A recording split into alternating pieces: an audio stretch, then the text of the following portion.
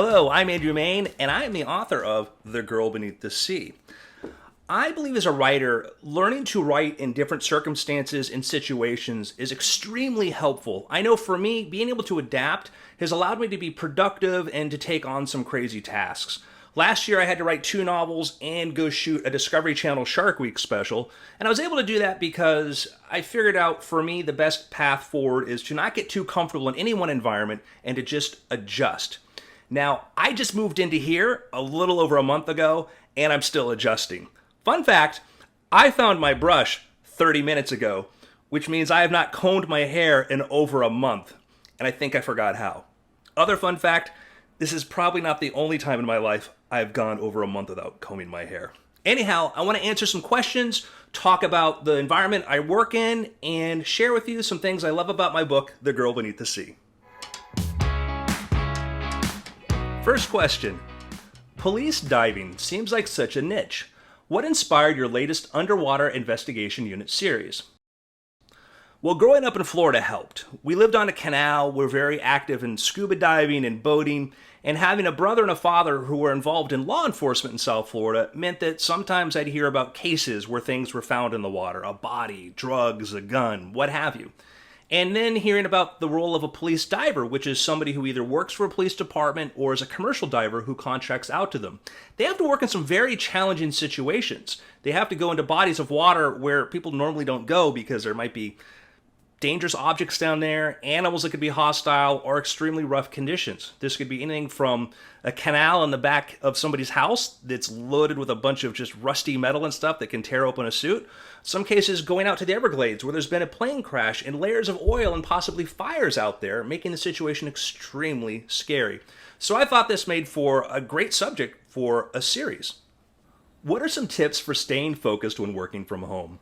Well, the first thing I can tell you is that my computer over here that I use for writing, there is no instant messaging. Facebook is never opened on it. It is completely for writing and research. When I sit down to write, I make sure that what I'm doing is writing. I get no notifications. Nothing comes through to distract me because time is precious. And when you're in a flow state and you're focused on what you're doing, you don't want the outside world intruding in on you.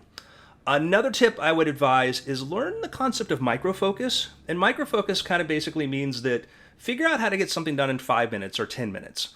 Sometimes we set out to sort of accomplish a lot. We say, today I'm going to spend 5 hours writing or all day writing. I'm going to get the thing done, which I try to do that all the time, and generally I fail.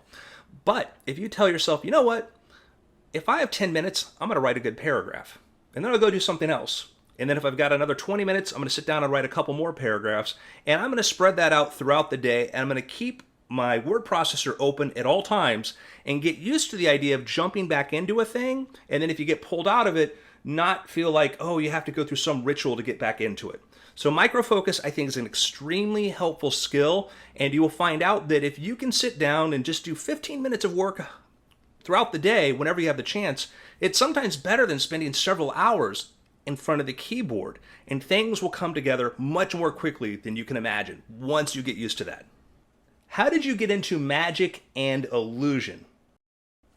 Did somebody say magic?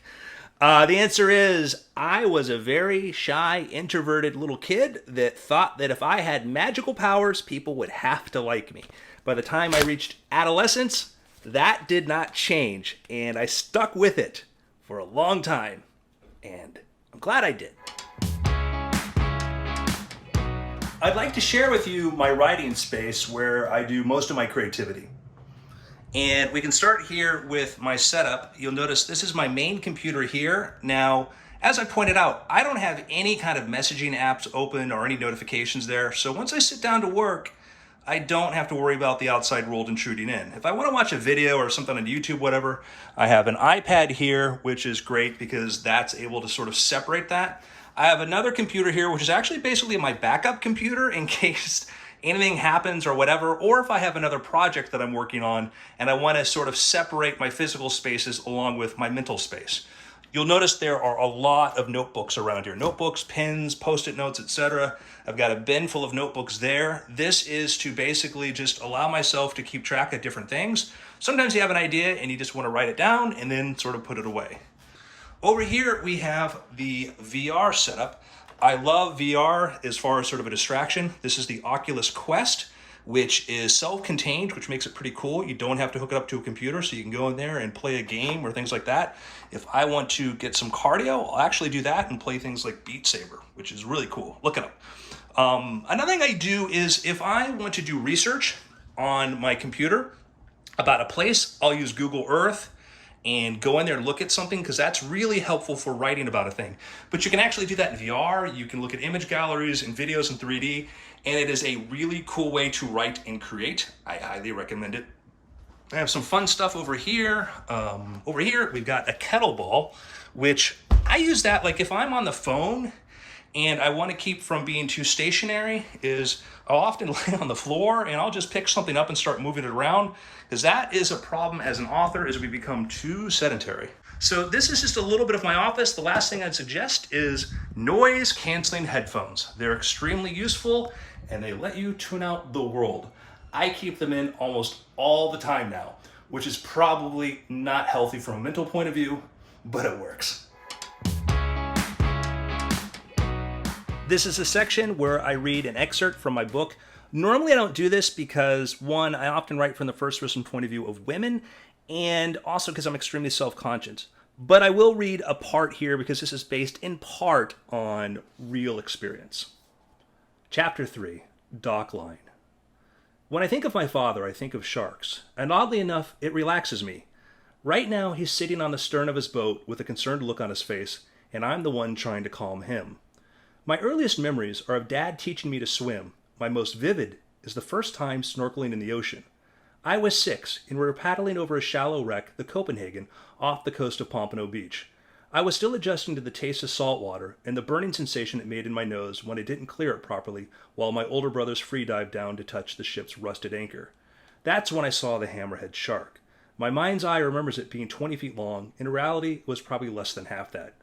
I'd seen more schools of beautiful fish than I could count, but this was something else. Something alien. I wasn't sure how I was supposed to react. My brothers had been teasing me, calling me shark bait. Sharks were scary and mysterious. I looked at Dad to see how I should respond. He had a broad smile on his face and gave me the okay sign.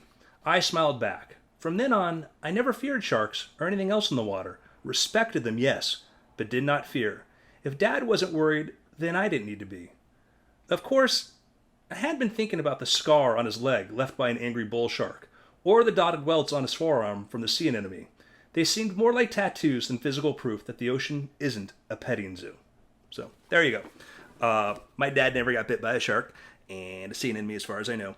But my first experience ever diving as a scuba diver in the water was clearing my mask and seeing a shark 10 feet away. It was a nurse shark, which is not an aggressive shark, but it was a shark, and I strangely felt calm.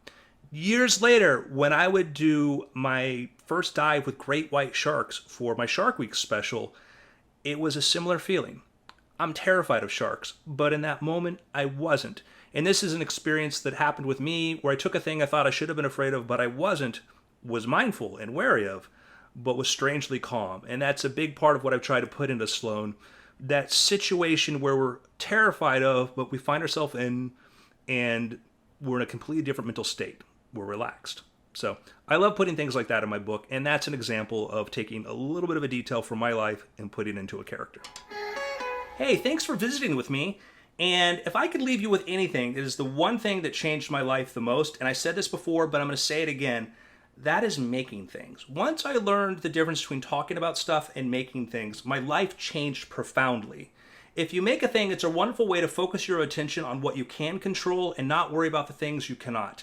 If you make a thing and then you make another thing, you get better at it. And that was what was behind my journey, both as a magician, as somebody working in TV, and as a writer, was to keep making things. The more you make, the more you create, the more control you have over your life. If you get a chance, check out my book, The Girl Beneath the Sea. Thank you very much for joining me. My name is Andrew Mayne.